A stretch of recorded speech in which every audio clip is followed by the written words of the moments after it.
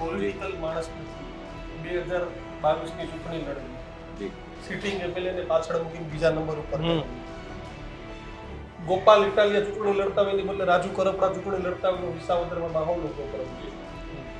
અને 2.5-3 મહિનામાં જેલમાં પેલું શું જાણવા મળ્યું કે તમારે બહાર આવીને રાજીનામું આપવાનું. સીધી વાત એ છે કે 2.5-3 મહિનાની જે તમે વાત કરી તો એમાં મને સ્પષ્ટ દેખાયું જે વિસાવદરની આપે વાત કરી. હું જે જગ્યાએ ઊભો તો ત્યાં વફાદારીથી ઊભો રહ્યો અને મારો સ્વભાવ છે જે જગ્યાએ ઊભા છીએ તો વફાદારીથી ઊભું રહેવું, એના માટે દિલ દઈને કામ કરવું. તો રાજુભાઈ એને વફાદારીથી કોણ ઊભો રહે? મારે આજે ગોળ જવાબ નહીં જોઈએ.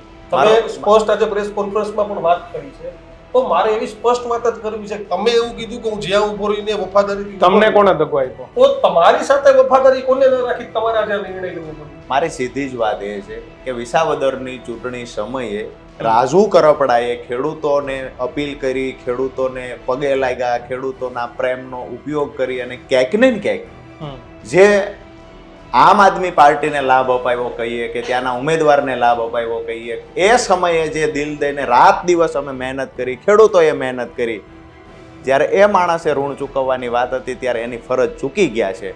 અને આ માત્ર મારી ફરિયાદ નથી, અમારી સાથે રહેલા તમામ ખેડૂતોની ફરિયાદ છે. કઈ ફરજ ચૂકાઈ ગઈ રાજુભાઈ? ટોટલી ફરજ, શરૂઆતથી લઈ અને એન્ડ સુધીની તમામ ફરજો ચૂક્યા છે.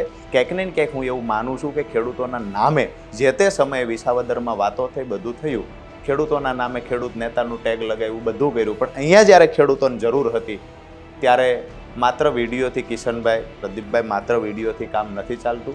જરૂર પડે ત્યારે પોતાના પર એફઆઈઆર વહોરવી પડે છે, જરૂર પડે તો જેલમાં પણ જવું પડે છે. માત્ર દૂરથી આપણે વાતો કરીએ કે ખેડૂતો માટે જે કરવું પડે એ કરશું, જરૂર પડે તો જેલમાં જશું, પણ જેલમાં કોણ ગયું? જેલમાં જે લોકો મને પ્રેમ કરતા એ ખેડૂતો ગયા છે. જેલમાં રાજુ કરપડા 10 વખત જાય તો એનો રાજુ કરપડાને કોઈ જાતનો અફસોસ નથી. 3.5 મહિનાની બદલે 3.5 વર્ષ રાજુ કરપડા રહેશે તેનો અફસોસ નથી.